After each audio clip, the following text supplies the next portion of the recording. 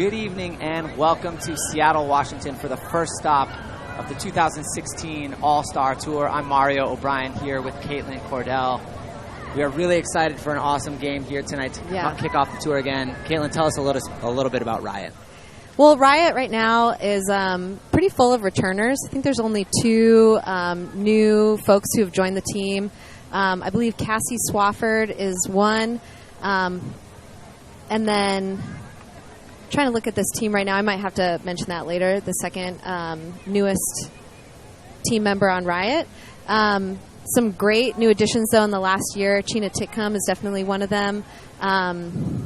Looking at Kirsten Groover, who's a new returner, Julia Snyder. So it's a good mix. I think that they've gotten into their swing in the last couple of years. Talking to Andy, he was saying that this game is really going to focus on tightening up their offense, making it a little bit more crisp. For those of you that were able to watch some of the U.S. Open, he mentioned that it was a little bit messy at times, so we're going to look for some of that tightening up, and I'm excited for this game. Awesome. And, of course, joining Andy off the field this year is a longtime Riot. That's right. Ambassador of the sport, Gwen Ambler. That's right. I think she's actually flying in tonight from South Africa, which she's been doing for the last couple of years. It's pretty incredible that she's been able to continue to play Ultimate while also traveling abroad quite often for her work right now. And I know a lot of the Seattle players this year historically have been very involved in the community, not just with Riot, but several of them coach in the area. Several of them have been participating in developing girls and youth leadership here. Absolutely. I know Hannah Kawhi, right. Alyssa Weatherford. Right. That's a big theme here in Seattle. Yeah. It's something that has been incredibly impressive to see as an older Riot player myself. I grew up playing Ultimate here in Seattle as a youth on the Moho team when it first started. With some of the old guard that folks may remember, like Tanya Erickson, Jeremy Cram,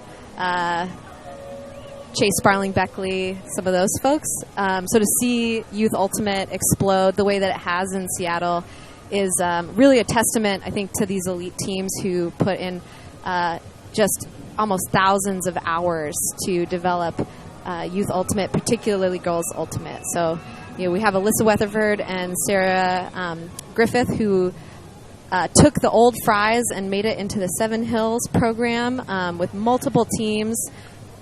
Hannah Kawhi coaching at Franklin. Who else do we have doing? I know Charlie Mercer does a ton of work with Youth Ultimate as well. So I'm sure throughout the game we'll make more mention to the work that these amazing women do in their community. The All-Star team is really a tremendous group of players this year. And the new spice compared to last year is we've added a lot of international talent. I'm really excited to see number 91, Shiori Ogawa, play. She was a member of the U23 Japanese women's team that defeated the U.S. A couple of years ago, and she was also a member of the WUGC women's team that just played in London. Really exciting to watch her play, and I'm interested to see how she's going to take what she knows and that Japanese style, and I'm interested to see how that meshes with all of these North American women. Yeah, I was actually gonna ask you what you thought. Well, we can't speak to what she thinks, but it'll be interesting to watch what she brings to this team, because the Japanese style, for folks who have been able to watch Japanese Ultimate grow and develop and explode on the scene, it's a very different style. Shorter passes, a lot of break throws. So it'll be really cool to watch it happen out on the field. Who are some players that you want to be watching this game, Mario? Another phenomenal talent on this team who has had both some college success and some recent club success is Claire Revere. She plays for Whitman. Whitman played in the title game against Stanford this year. And Claire has actually sharpened her chops the last few years as part of Mixtape, who has finished in the finals and taken second in the club series. Right. She is a truly dominant downfield cutter and an amazing athlete. I'm really excited to watch her play. Yeah. And, of course, you can't talk about exciting play without talking about Jessie Schaffner. Right. Just an electrifying personality and talent. She has been a leader for Oregon the past several years. She's won national titles. She's played internationally and has really been trying to carve her own way forward of what women's ultimate can look like. And she played for the All-Star Tour last year. Love to watch her play. Schaffner will be exciting to watch. I'm interested to see how she's going to combine her past experience here today in the first game, this kickoff game of the school.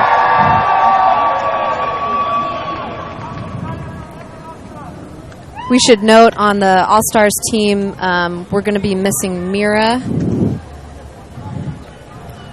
Yeah, one of the UBC stars, Mira Donaldson, not Mira here Donaldson. tonight, but a couple other players representing UBC will be here. Kate Scarth and Ellen O'Young will be holding it down for Mira, representing the Canadians.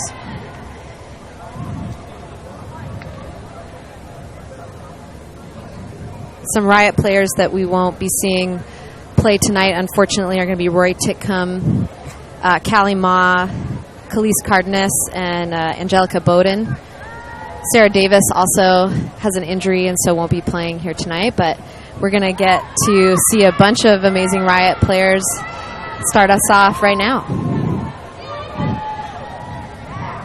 It's got Alyssa Weatherford with the disc to Zanizer, to Fontenette. Streaking up the line is Bailey Zanizer.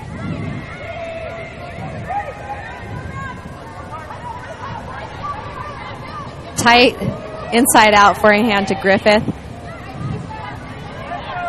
Around to McKibben.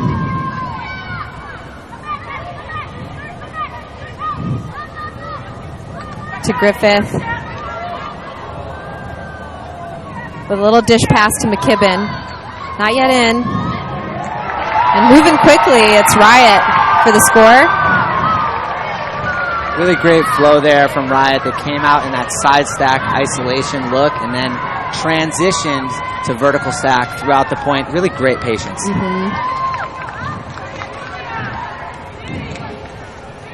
Sometimes it may seem like the small movement up the field isn't as exciting when you have that give and go, but I find that it's much more higher percentage than looking for that medium-sized throw to the back of the end zone or hammer looks or things like that. So glad that Riot was able to pull that one.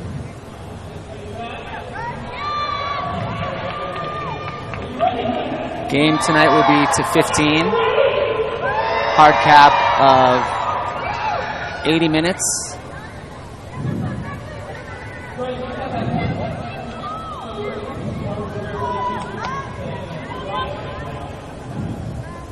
Conditions this evening. It's a nice cool evening in Seattle. A little bit of a thrower's wind. I've played a few games in this stadium, and it can be tricky down there on the field. It ends up being kind of bouncy. Don't be surprised if you see some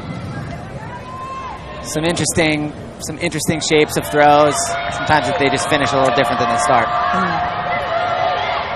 The All-Stars come out in a horizontal stack. This is Revere. Find some space down the line. Kaler finds Ogawa. All-Stars moving into the red zone. And Young burns up the line. 2 holds in a row, more clean offense. That's right. Both teams seem to be working it on the open side there. In person D, at least in my experience, I find it sometimes a little tricky. I want to get sucked to that break side. But unfortunately, that gives the tendency of allowing just up the sideline to be an open option. And I bet both teams will adjust and tighten up as this game goes on.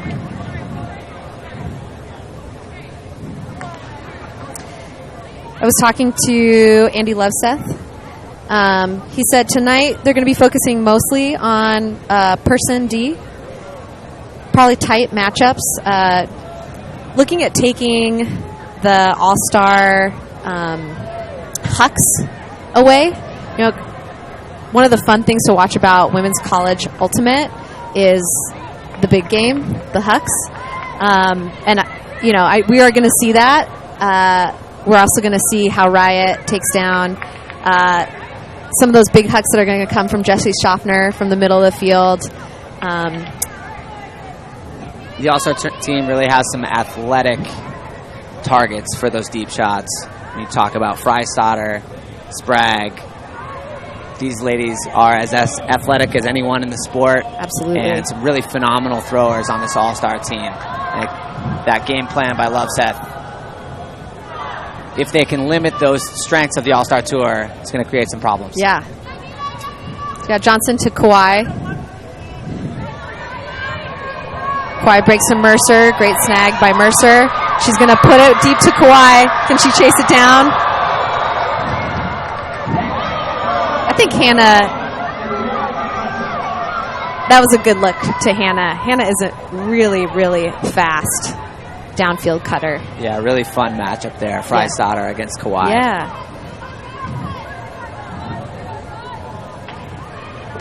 So the All-Stars pick up. Bouncing off the line, centering to Schaffner. This is Freistatter.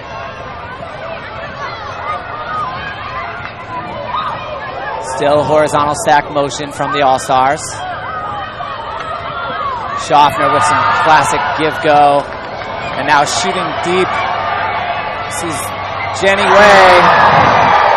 That's a big... Riot with the takeaway. That's a big D by Heidi. Looking for Kawhi again. She's just such a great target. I think the excitement of that for Johnson may have taken her off kilter on her throw.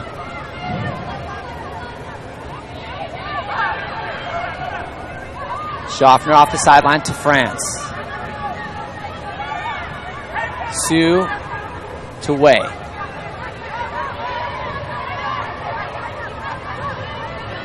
Resets to France. Kelly Johnson with some pressure on the mark, but finds Schaffner up line. Breaks for the Huck. And Kate Scarth reels it in from Schaffner for the first break. All-Stars up 2-1. I'm glad that Schaffner delivered on our anticipation of her Hucks. Schaffner is truly fearless out there, whether it comes to making a bid, making a throw, a decisive cut. It's one of the reasons she's so fun to watch. Yeah, definitely one of the reasons why she's on this All-Star team.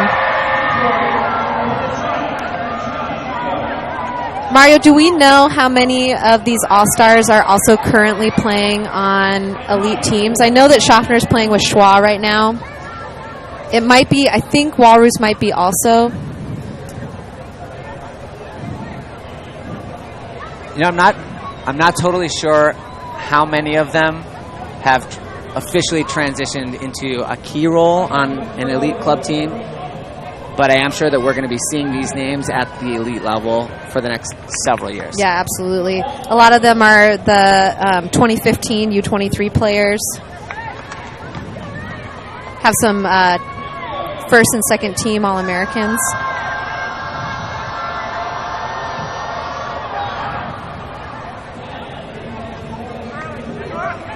Tickham centering the disc.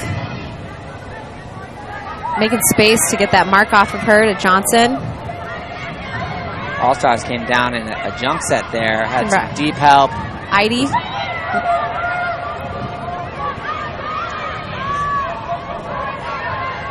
Got Groover here on the sideline. Round to Johnson.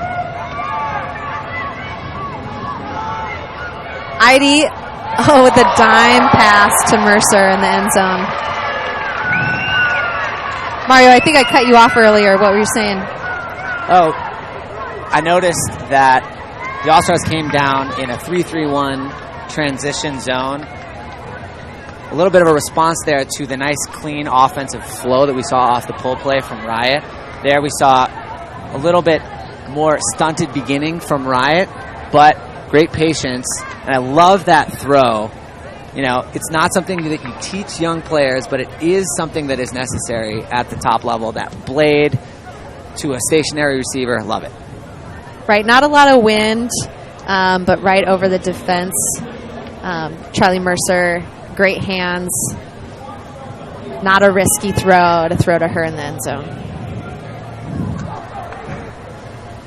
I do want to take a second to give a shout out to a special friend on Riot, Alyssa Weatherford.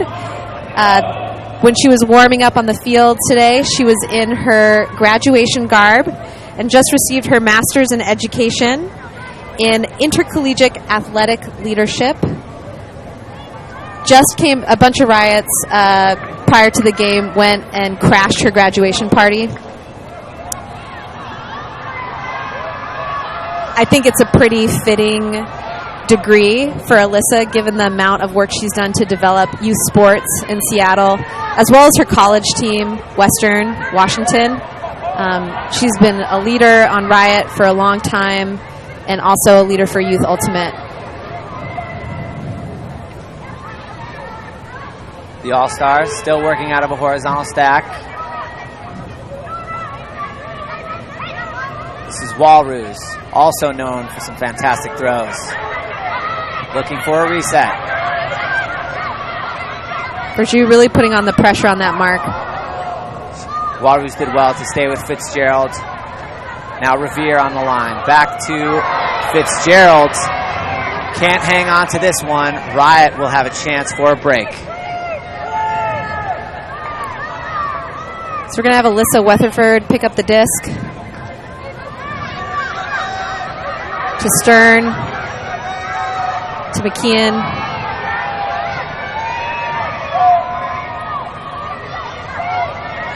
Dump pass to Stern. To Verjou. Back to Stern. Yeah, Griffith to Verjou. Verjou, classic left hand back break. I hope that we get to see that at least 3 times tonight. I'm guessing it's going to be 2. That's pretty standard for Verjou. Yeah, if you've watched her play, you know that that is a throw that she loves. Absolutely. And she really presents a tough matchup for the mark. She's so tall. She's so confident with that throw. Right. That was a close one, though. On that replay, you can see, I think her defender got a little piece of it, but enough momentum got it to the Riot offensive player in the end zone.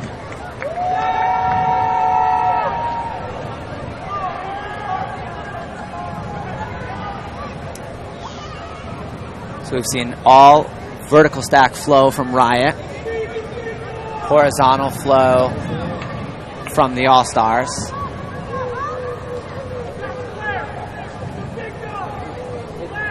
And we're back on serve, both teams with a break.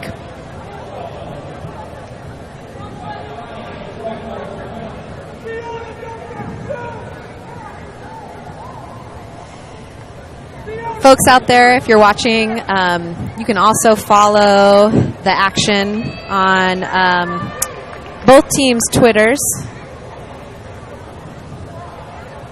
Facebook and Instagram, at Seattle Riot, Seattle Riot, hashtag Seattle Riot.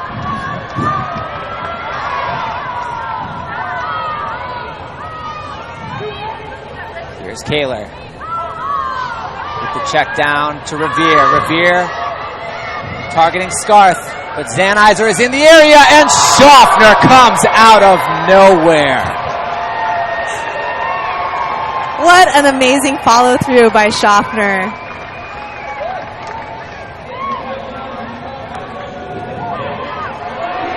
Revere just taking a big risk. throwing it down there. Both Riot defenders tight on their women, but Schaffner heads up. Great timing. That's exciting.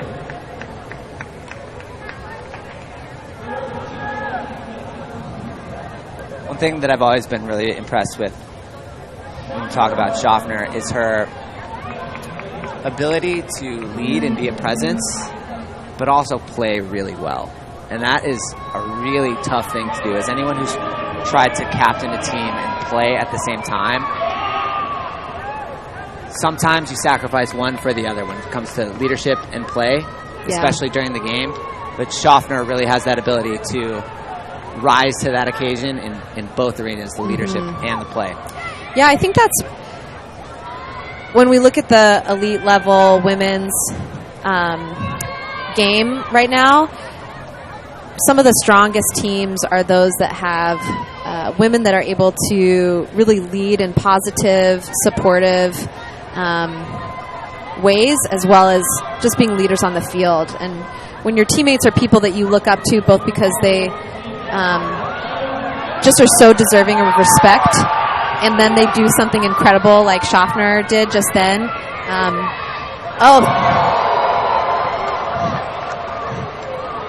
There's a D by the All-Stars. This is Oh-Young. Sorry, that was Wei. Now swung out wide to Sue.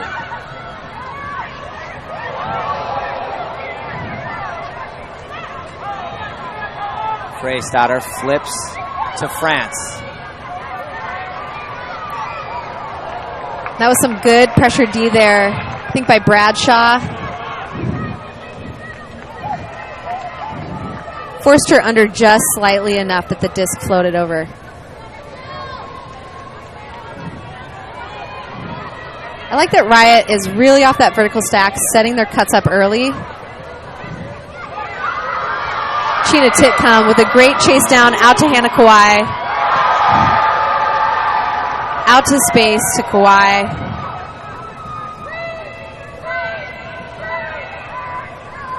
Swings around to Johnson. Titcomb in.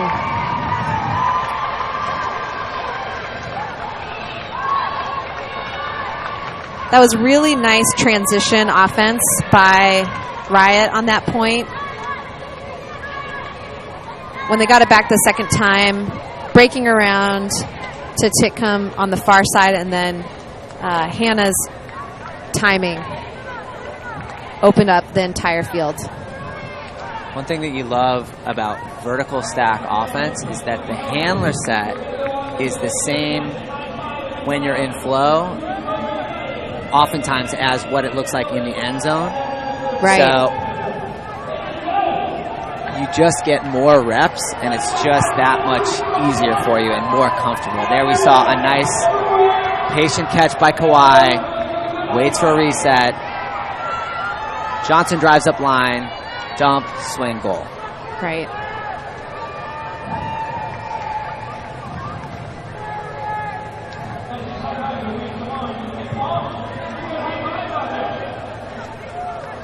Want to do a quick shout out too to the partners of this event. Huge shout out to 5 Ultimate and Cliff Bar for helping support Women's Ultimate.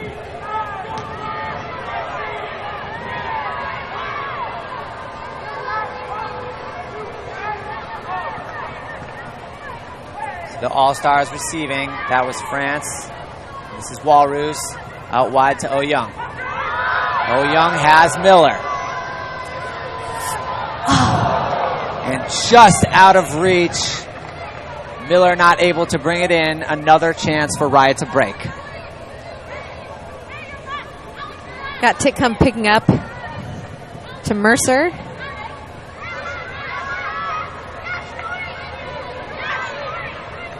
Tight up the line window. Looking around to Nora.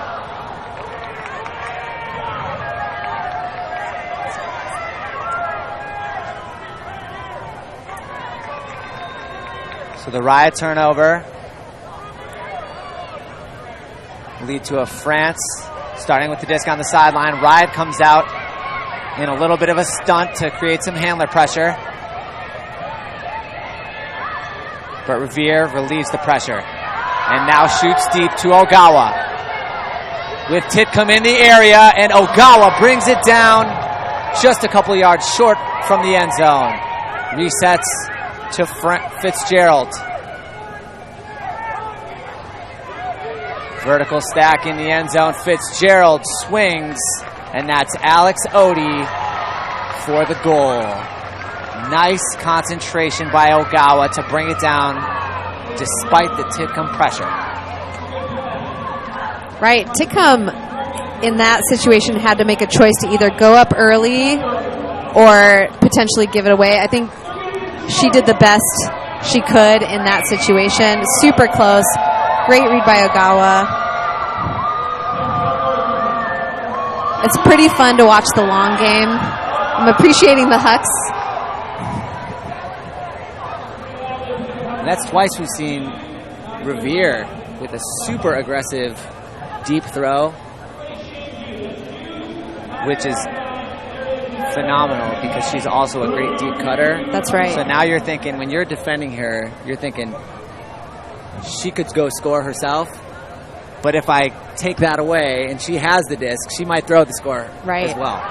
I'm guessing that Riot is calling the timeout right here precisely because that deep game that they are trying to prevent is still making some moves on him. And the All-Stars have found a couple different ways to do it. Earlier, it was Schaffner generating that upline momentum. And this time, it was just out of flow and a nice aggressive look from Revere. That's right.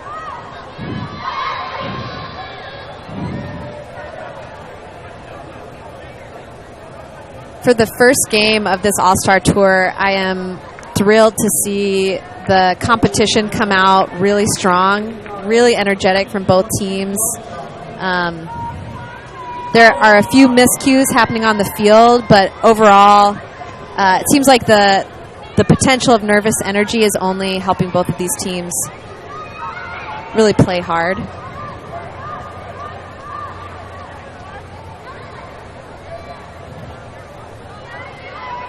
The All-Stars will pull to Riot. Caitlin, you played for Riot up until 2013. That's right. And I know that the values and team culture of Riot are really important. Can you speak a little bit about, what it's like to be on Riot or how that's evolved when you were on the team or since then? Yeah.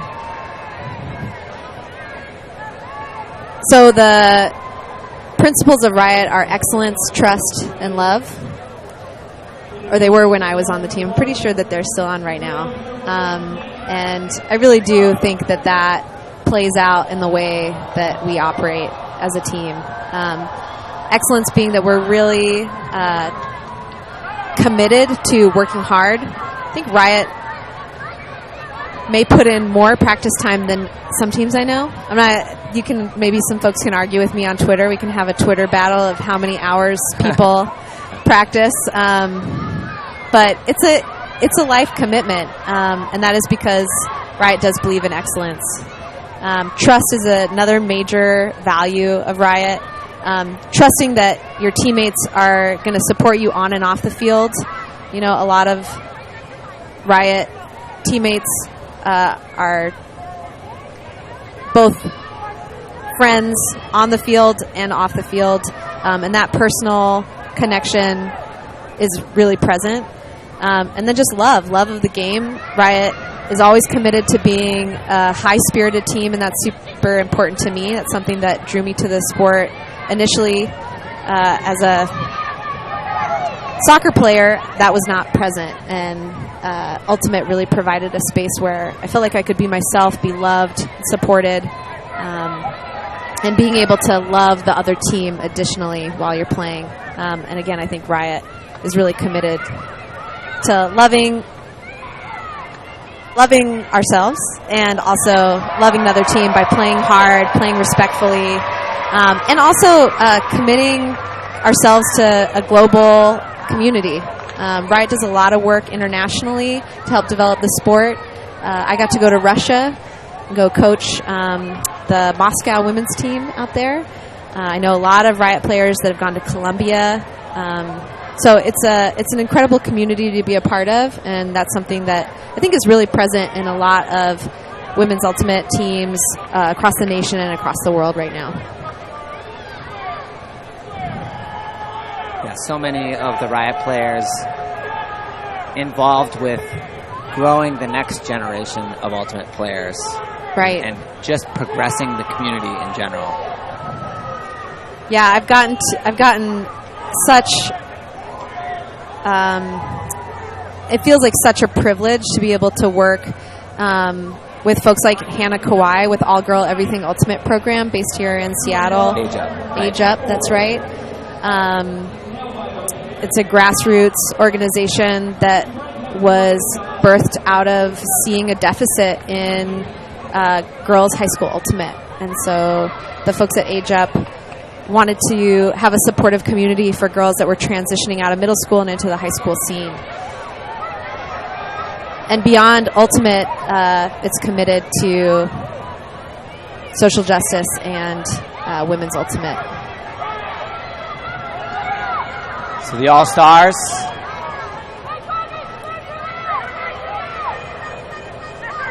find Ogawa on the open side sideline. Fitzgerald out wide, and now Miller.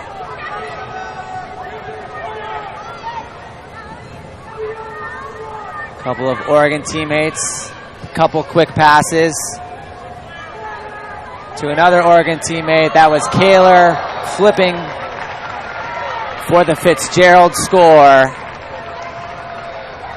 Great rhythm and great timing from the All-Stars there on that point. The disc never stayed still. And that's really tough to reposition as a defender when the disc is always moving. Yeah. That type of ultimate was what made watching the All-Star season last year so fun. Some of the highest level flow that I get to see, that I've gotten to see in women's ultimate. And it's got to be, just hard to be in the bus for long periods of time. You're sitting together as a team. These young athletes are, sleeping in hotels at times, and yet they bring such energy and incredible athleticism flow to this field. I'm just so excited that there's all of these elementary school girls out here that are getting to see this ultimate right now.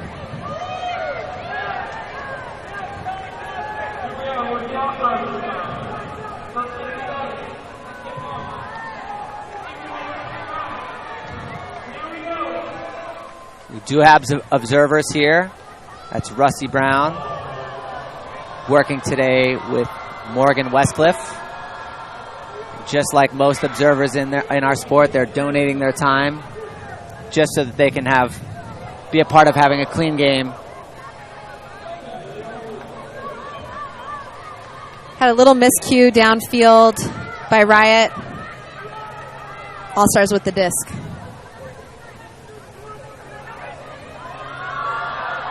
France looking deep for Schaffner.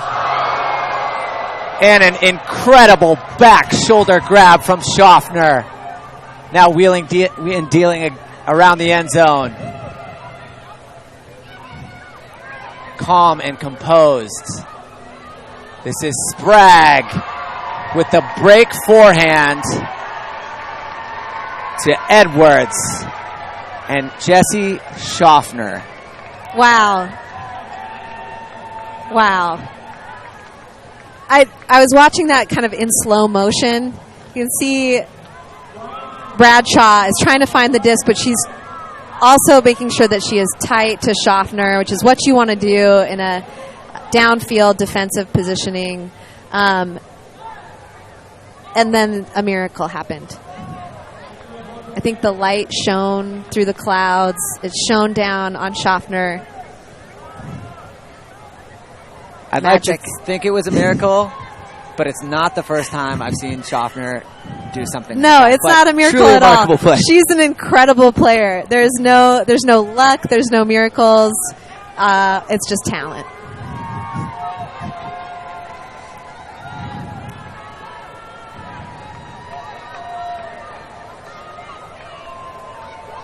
So Schaffner has been the star so far in this first half for the All-Stars.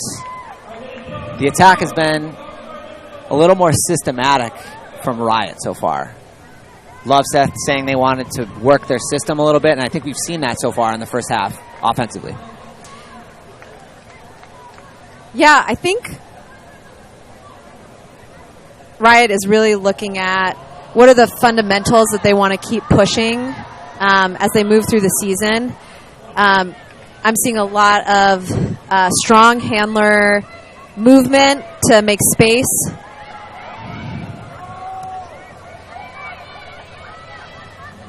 And then downfield push, Hannah Kawai spreading it deep.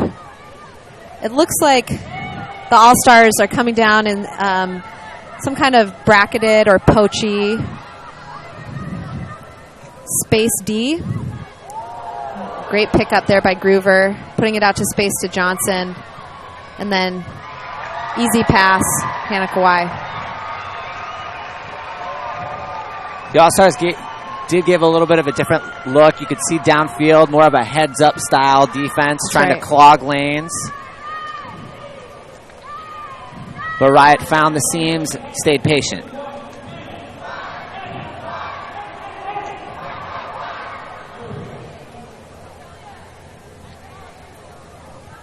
That was Johnson to Kawhi, both of whom played for Team USA in London. That's right. Kawhi brought home gold with the women's team. Johnson with the mixed team. And the USA went undefeated at Worlds this year. And a lot of Seattle women's representation on those teams. Riot has, for many years, had a pretty consistent presence in both the World Games and the World Championships. I know Sarah Griffith played on Team USA World Games. Fontenette with the pull.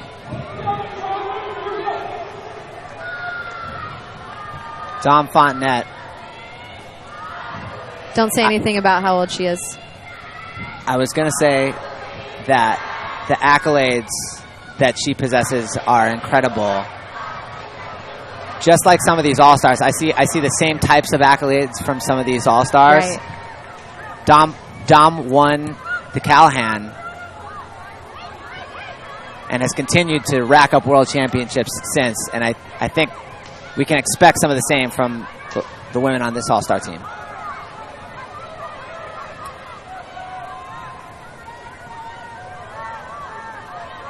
A junky look here from Riot, trying to clog the lanes.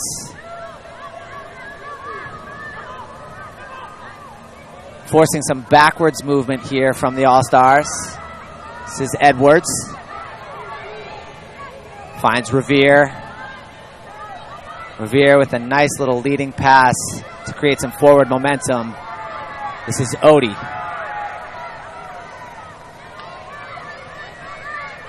O Young without a mark. Kaler surveys on the open side, is going to shoot cross field. Griffith in the area, makes the D.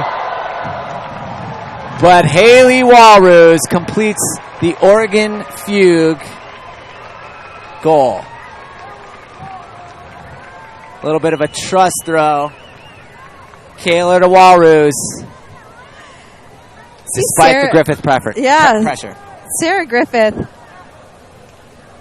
is an amazing reader of the disc. She could probably write just a couple of books about timing, jumping, finding the disc. I pretty amazed she got a touch on that one, kind of even with her positioning, but loved that all-star player is able to be heads up enough, get the second attempt.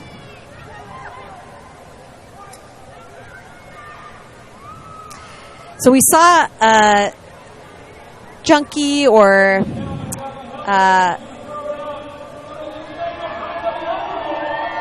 it wasn't necessarily a zone look. The defense, the Riot defense was passing off players as they came into particular areas.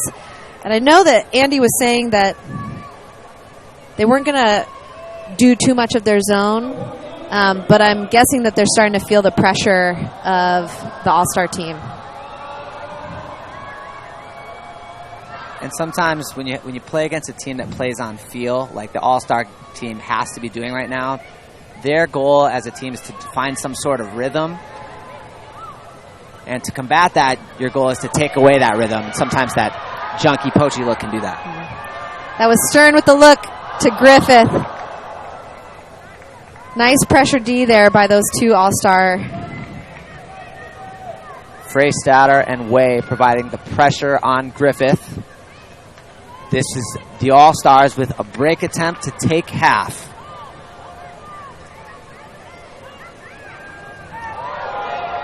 Nice pressure on the mark there. And Riot with the transition goal, 7-7. Yeah, it looked like Verjus maybe got a foot out there.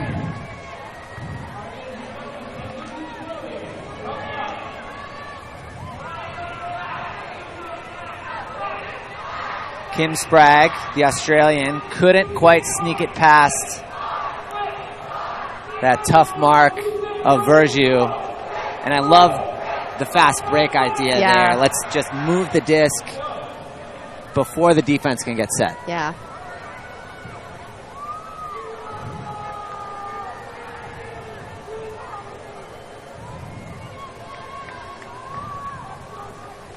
We've talked a little bit about international play, and one thing that I've already seen here is several small adjustments and some big adjustments in response to what the other team is doing. In my experience playing, coaching abroad, I think that's a level that a lot of the international teams and communities haven't reached yet, where they can make an adjustment mid-game based on what's happening, realize it in the moment to sort of regain some sort of advantage. And that is just an advantage that you have here in North America. There are so many good teams that you get so many more reps against different styles that you have no choice but to learn those other styles, learn how to play them sometimes, just so your defense can understand how to adjust against them. That's a good point. I think as we see the international community begin to develop a youth scene, continue to support women in ultimate, those programs will be able to have more options, playing different styles, diversity of teams, and really expand on the global sport at large. This is Odie. Finds Kaler. Miller, middle of the field.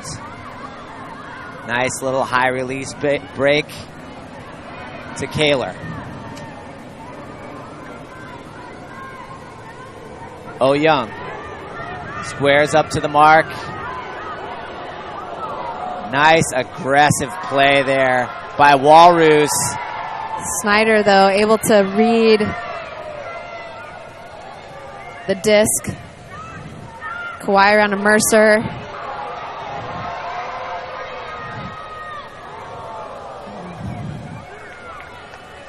Snyder with a nice grab on that sideline with that high pressure mark. Titcomb, fantastic layout to McKibben. Given to Mercer. It's amazing to watch Riot Griffith. really attack the break side Yeah. with their throws and with their cuts.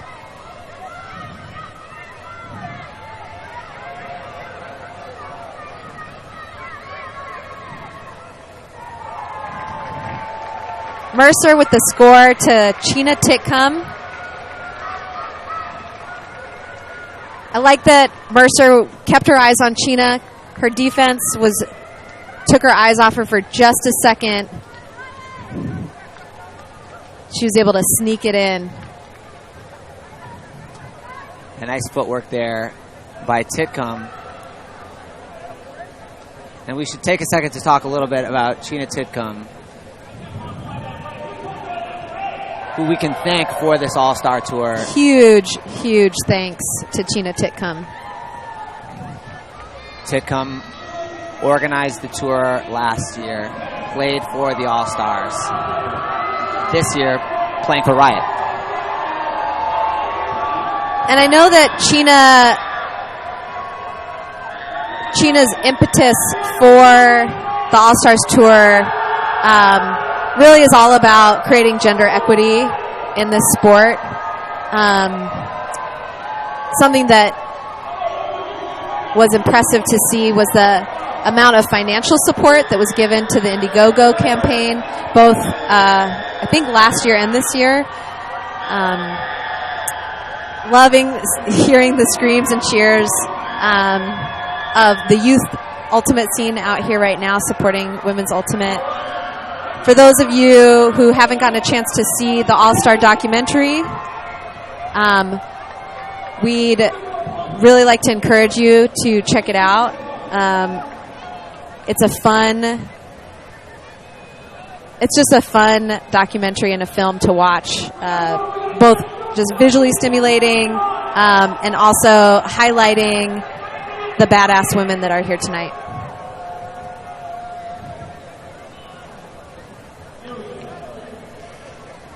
So 8-7 Riot at the half.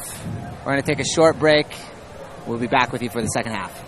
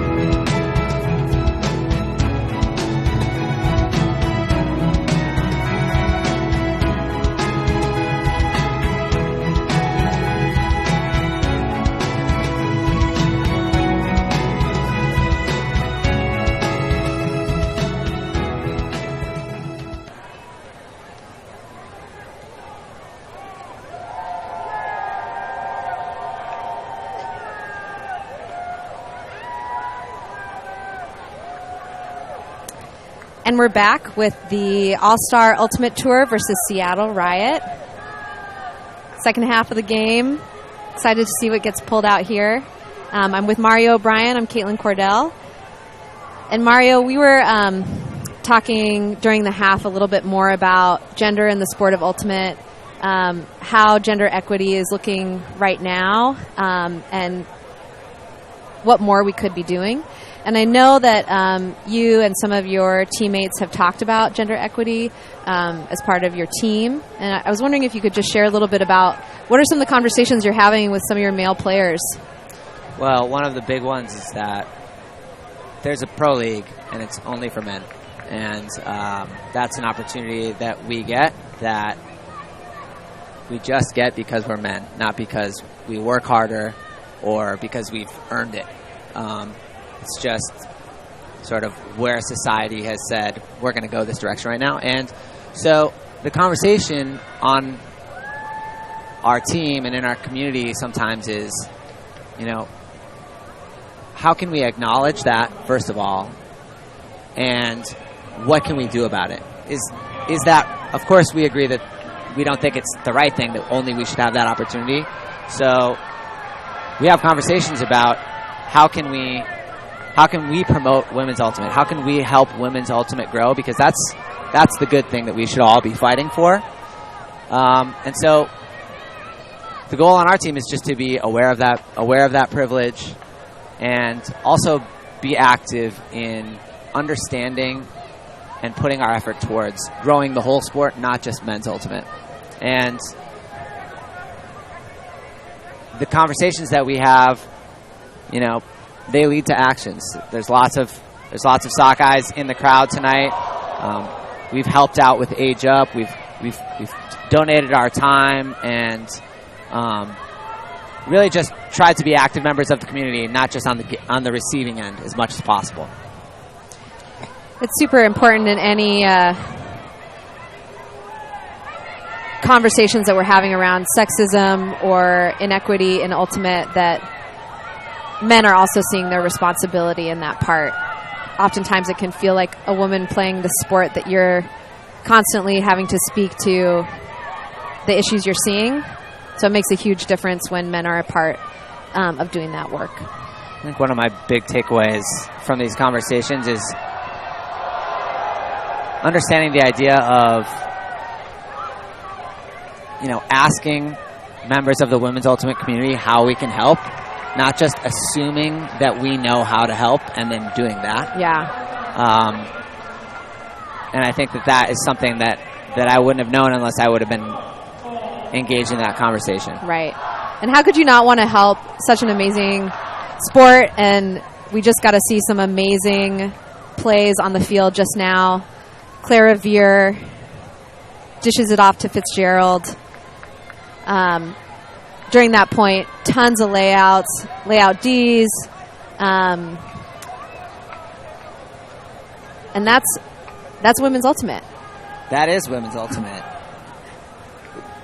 Extreme athleticism out here on the field. Right.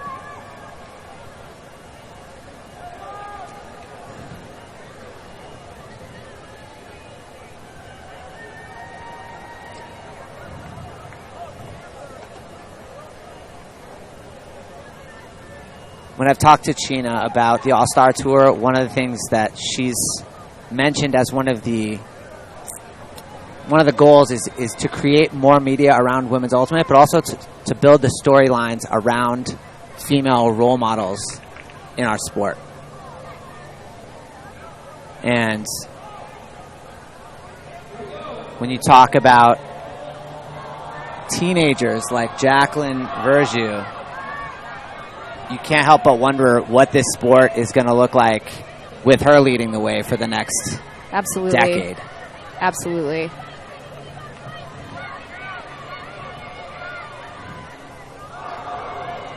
Johnson with a big put out there. Hannah Kawhi almost able to take it down.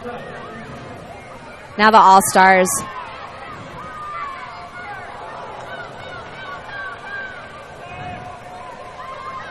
Little dropsy on the field. France trying to swing it to Sprague. Now McKibben working for Riot.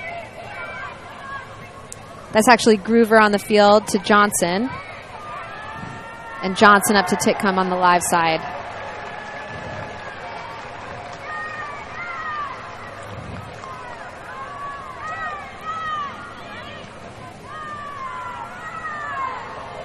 Yeah, I mean, speaking of young players coming up, leading the way, I don't want to date myself, but, you know, I knew Claire Revere when she was probably 4 feet tall. I don't know, she's pretty tall now, but she used to come out and play with the adults. At least I remember during Potlatch, probably when she was still in high school. And that's how I got to do it in high school. The adult coaches brought some of us young players from the various schools around to play in the adult leagues, and that tradition has been able to be passed down.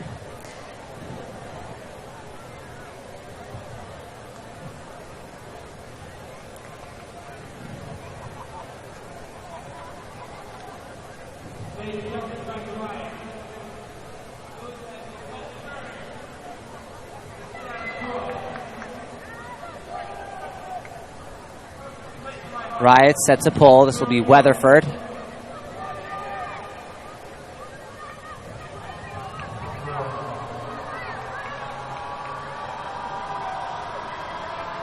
All-Stars.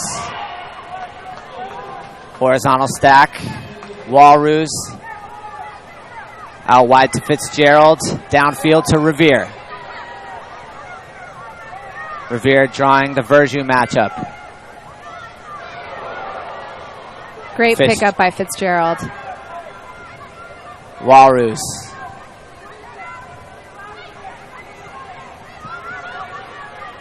Pressure D by Riot. Fitzgerald. Finds Walrus on the far side. And this is just out of reach to Ogawa. Riot clogging the lanes. You could see that pressure start to build in the body language of the All-Stars. Right. And Walrus pulled the trigger on that one. Probably saw count getting high. Not a bad idea. She could have looked for a riskier dump, but it's good to not lose those yards. We got Verjus to Snyder. Snyder up line to Verjus again. Crowd really wanted the huck on that one to Zanizer.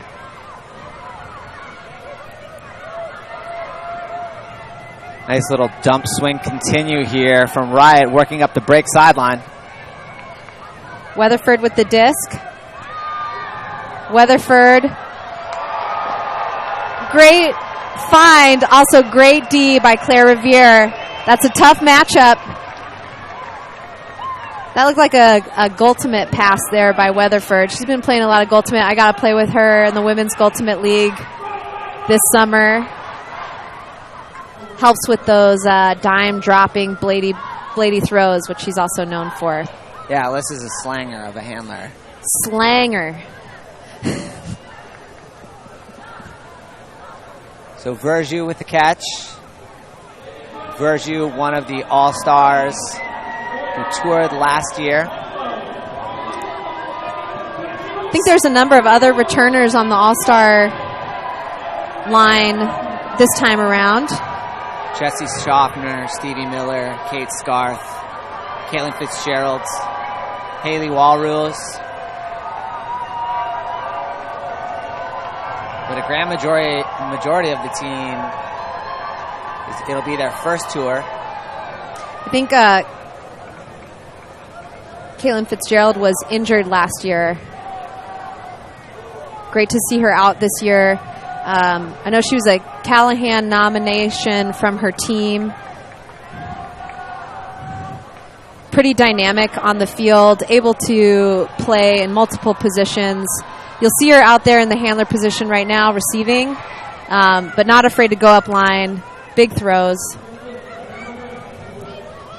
Here's Schaffner. What a read by Alex Odie. Puts it out to space. Uh-oh. And there you could see the speed from Revere as she tried to track that one down. But just off her fingertips. And this will be Soper to pick up for Riot. There's a lot of excitement on that layout. She was so close.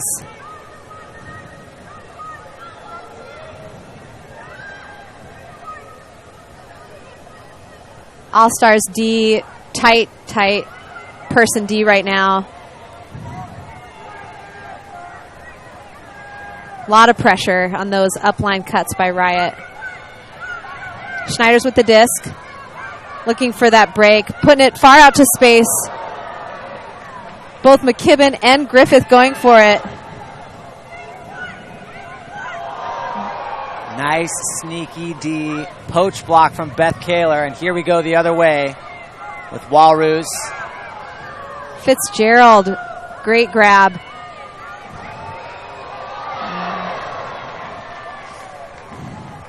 Not sure if there's going to be a call on the field. I think Claire thought that she had either possession or position.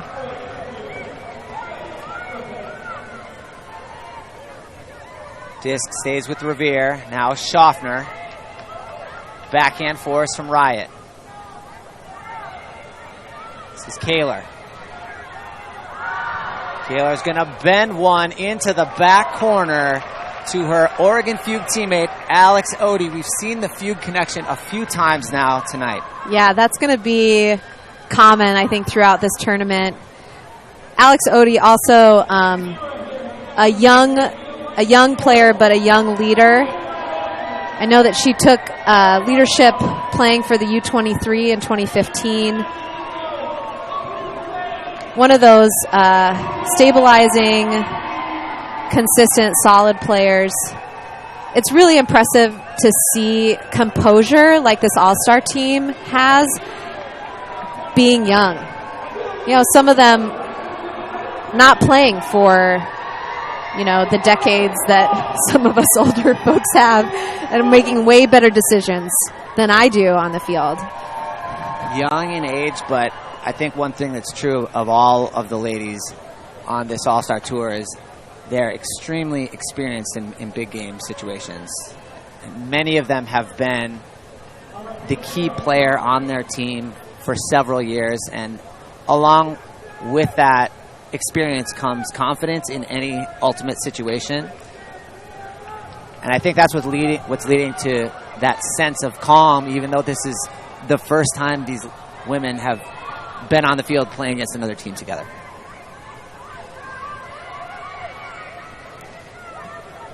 Titcomb with the disc. Probably calling foul on the mark. Looks like there was a little bit of contact there. Also, the downfield D was tight. That's a good call, Titcomb. That is a heads-up play by Jenny Way.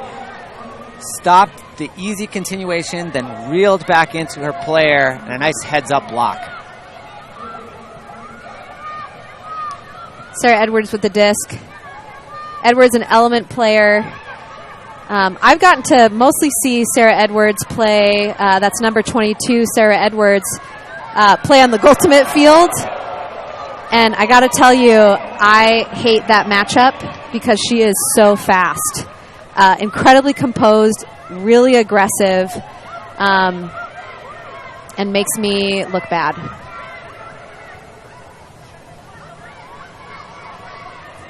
Got Mercer on the sideline to Heidi. All-Stars not playing strict man. Everyone's heads up, trying to take away lanes, trying to find that next pass after the disc moves. I think they're actually playing person D there, Mario. Ain't no men on this field. Touche, Caitlin. It's a common mistake both men and women make in defensive calls for person D. I'm going to start calling women's D when I do commentary for my next men's game.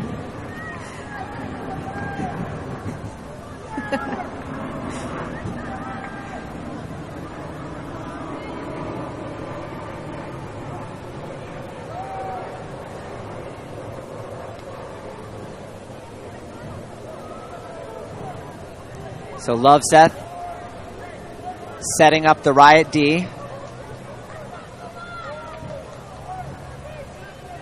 Roy Titcomb out there. At this point, giving matchups. She is out tonight with a back injury. She was also a member of the women's team that took gold for the USA.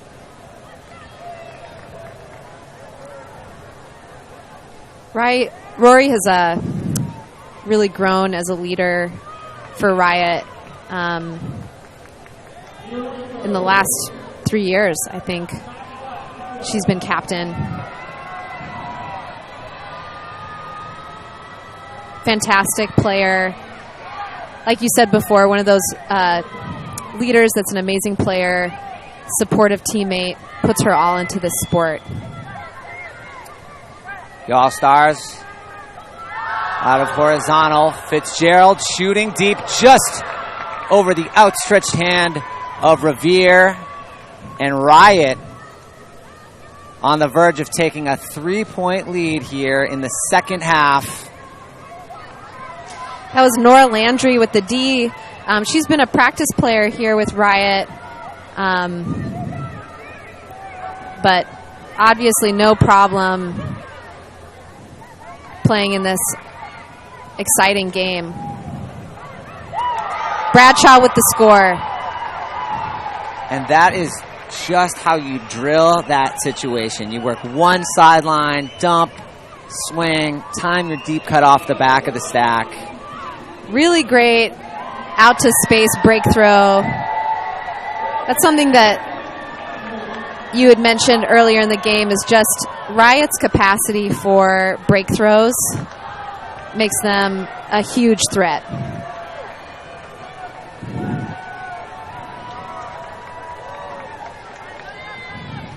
And if you followed Women's Ultimate, or if you followed Riot, you haven't seen so much vertical stack in the past. And this year, exclusively, we have seen vertical stack in flow. And you wonder if Coach Loveseth and Coach Ambler have recognized that strength of breaking the mark and implemented an offensive style that caters to that specific skill set. Yeah, you've really seen a trend moving from the horizontal stack, which used to be super common. And when I played Ultimate, that's pretty much all we played. And now a change to more vertical, I think recognizing the fewer teams that play vertical, the fewer experiences they have at playing D against vertical. So a miscue from the All-Stars is going to give the Riot a short field. This is Verju on the doorstep against Revere.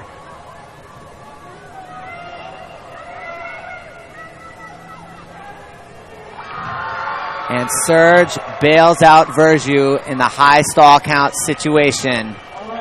If that stall count gets high, I am looking for Serge Griffith because she can get open on just about anyone. Surprised that Verju didn't do a left-handed backhand, but sometimes you got to do what you got to do. So the All-Stars have opened up a 4-point lead.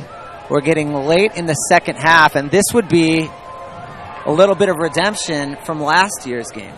That's right. There was an upset in the game against Riot. The All-Stars beat them.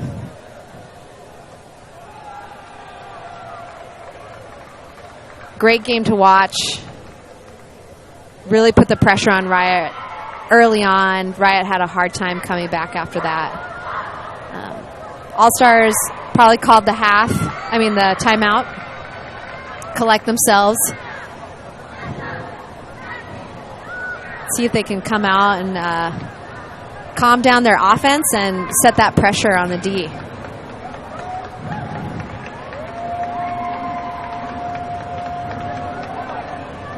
All-Stars haven't been able to connect on as many deep shots in the second half.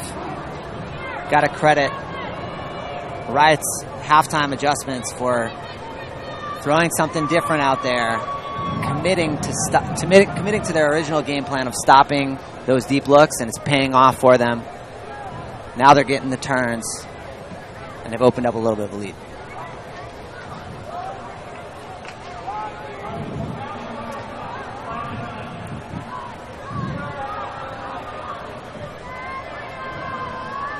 This is a speedy line for the All-Stars.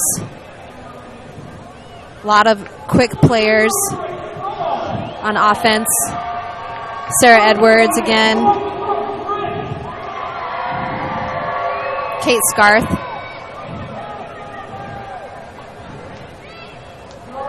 Freistatter, really interesting player. She's only been playing for 2 years. And here she is on this stage. She's an example of the ultimate player who is taking the path of probably a phenomenal athlete in some other sport, took that sort of body awareness and athleticism and is really fitting in on the ultimate field.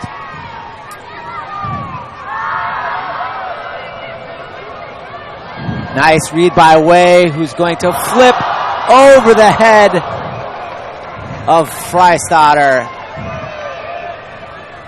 And Weatherford will pick up with another opportunity for a Riot break. Riot, vertical stack. Got Weatherford with the disc. Back to Schneider. To McKeon. Good read by Zanizer against that pressure from Freistatter.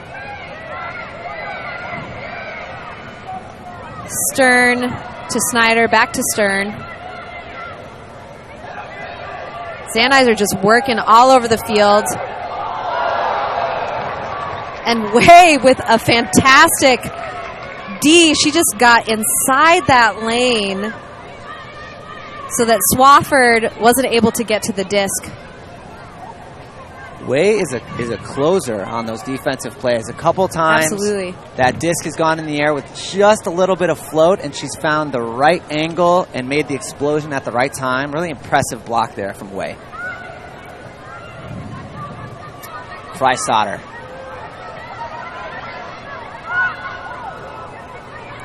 Scarth reading the disc well. Scarth again, forehand force, and you can see those Riot handler defenders diving into the lane, forcing more reset passes, but not giving easy downfield options. Swung out, this is Edwards. Freistatter.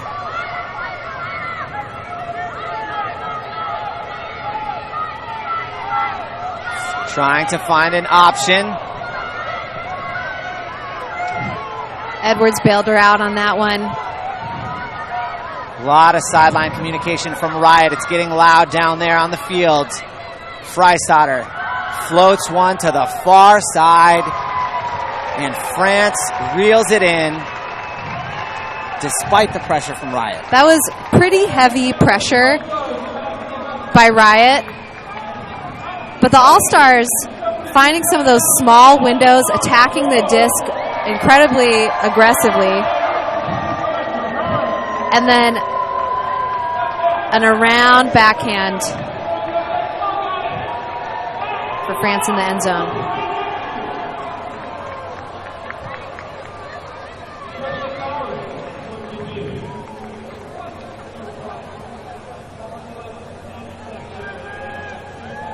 Riot has really made a commitment in the second half to making the All-Stars take plan B, or making them think a little more so that flow isn't so easy, whether it's coming down in a more transition zone set or sagging handler defenders in a lane. Your goal when you're doing that is to make the offense throw more passes or not feel that rhythm. And that last goal, although the All-Stars scored, it wasn't how they wanted to score. It took a while. It was tight windows. And that's the effect that the defense is having on the offense. Yeah.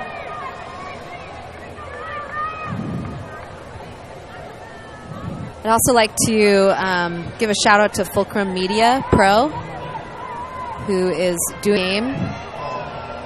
I know that I am really excited to watch the rest of the games on YouTube and have been really impressed with Fulcrum's highlight videos and coverage of Ultimate, particularly of Women's Ultimate. So thank you, Fulcrum Media Pro. Jenny Way with her third block of the game.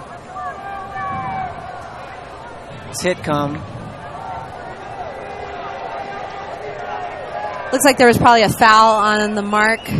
Yeah, and the way that throw came off, I'm not surprised that there might have been a little bit of contact on that throw. Riot came out of a side stack formation, isolating a cutter. We'll see if they transition into their vertical. Push pass by Sheena Titcomb to Johnson. Hannah Kawhi with the disc on the sideline. Breaks around to Johnson. Another break to Gaudreau.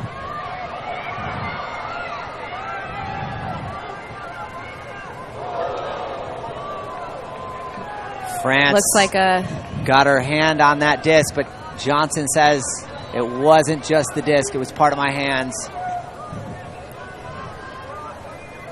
You can look at the replay here.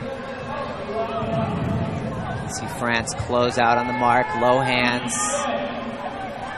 It came back, no contest. Hannah Kawhi with this uncharacteristic drop.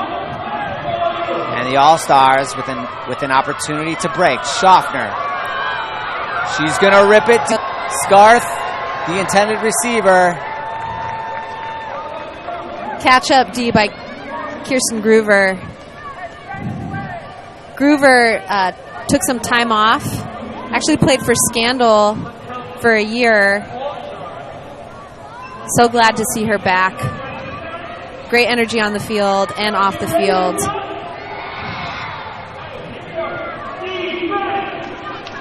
Groover with the disc to Kawhi.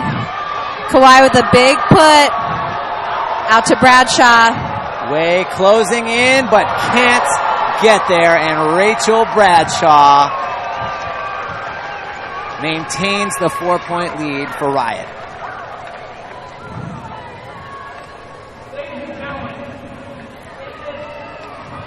Hannah Kawhi puts that disc out with lots of space for Bradshaw to close in on it, even though Way's closing speed was fast. What I love about that point from Kawhi, if you remember, she had an uncharacteristic drop early in the point, but the best players, they're able to have that short memory, not let mistakes in the past affect their decisions going forward. You could see Kawhi showed her confidence there in herself and in her teammate, put it out to space, got the goal.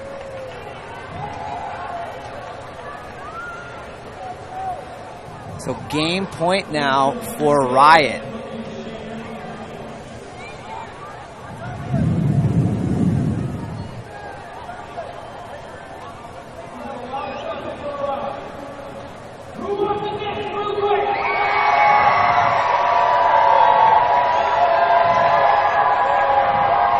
The way this game has evolved,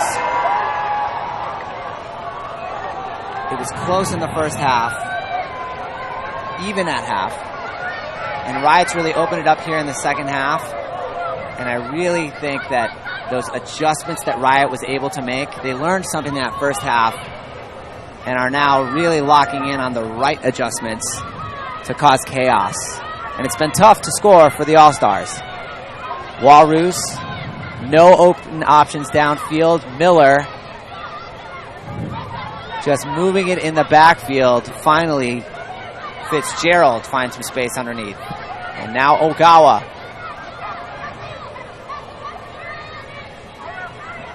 Finds Walrus. Revere finds space. Looks like there was a call on the field.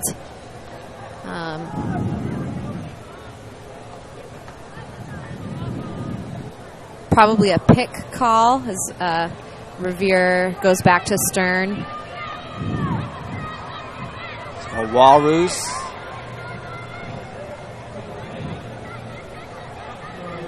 Revere isolated in front, but she'll swing to Miller. Nice little break backhand. Fitzgerald. And Dominique Fontenette saw that disc go up, was able to get into the right position to be there first. So Riot, with their first opportunity to close the game out, All-Stars force forehand. This is Soper. Snyder to Verjou.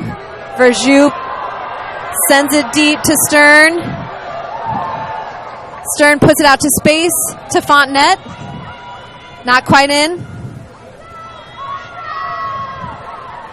Fontenette finds Swafford in the end zone, and that is the game. And Riot takes it, really ran away with it here in the second half. Verjou with the bomb. Patient end zone offense. Dom closes it out. Riot earned it tonight. Yeah. Andy's comment about the offensive refinement that they've been working on looked like it started to come together in that second half. Great game by both teams.